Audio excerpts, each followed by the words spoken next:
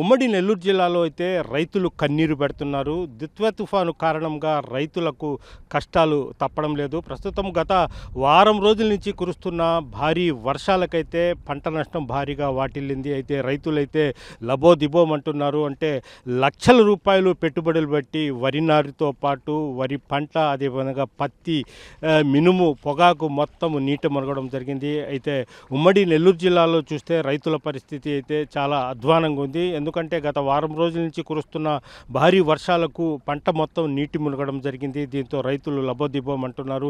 ఇంకా ఒక వారం 10 రోజుల్లోనే వరి నాట్లు వేసుకోవాల్సిన పరిస్థితి ఉంది. ఎకరాకు సుమారు 25 నుంచి 30 వేల రూపాయల వరకు వరి విత్తనాలు కానీ, దానికి మందు కానీ మొత్తం ఇచ్చేయడం జరిగింది. అవి నాటే సమయానికి మొత్తం నీట మునిగి ఆ నారు మొత్తం పనికి రాకుండా పోవడంతో రైతులు తీవ్రంగా ఇబ్బంది పడ్డారు. అదేవిధంగా ఈ విధంగా వందలాది ఎకరాల్లో వరి నారు పూర్తిగా నీట మునగడిన పరిస్థితి అయితే కనిపిస్తుంది. అదేవిధంగా మెట్ట ప్రాంతమైన ఉదయగిరి, అదేవిధంగా గూడూరు, కావలి తదితర ప్రాంతాల్లో అయితే బొప్పాయి, అరటి ఆ ప్రాంతాల్లో ఈ పంటలు కూడా బాగా నీట మునిగి రైతులు బాగా ఇబ్బందులు పడ్డారు.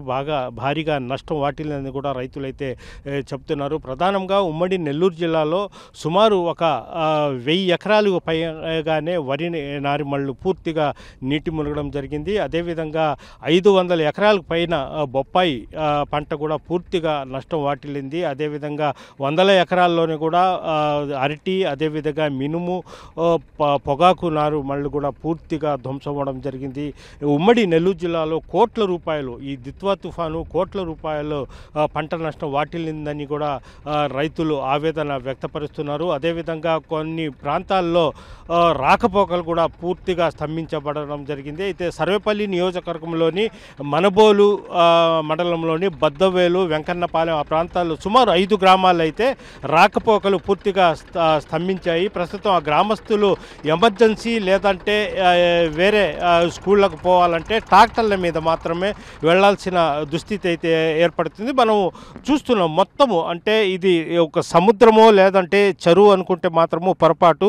కేవలం ఇది పొలాలు మొత్తం అసలు నీట మునిగినాయి. కనీసం పొలాలు అనే దాని ఛాయలు కూడా కనిపించడం లేదు. పూర్తిగా పొలాల్లో ఒక 2-3 మీటర్ల ఎత్తు వాటరు ప్రవహిస్తూ ఉంది. ఇది కోలుకోవడానికి రైతు చాలా రోజులు పడుతుంది. ఓ పక్క పంట నష్టంతో పాటు మళ్ళీ ఈ పొలాలు వాళ్ళు రెడీ చేసుకోవడానికి వేల లక్షల రూపాయలు ఖర్చు పెట్టాల్సిన పరిస్థితి ఏర్పడుతుందని కూడా రైతులు ఆవేదన చెందుతున్నారు.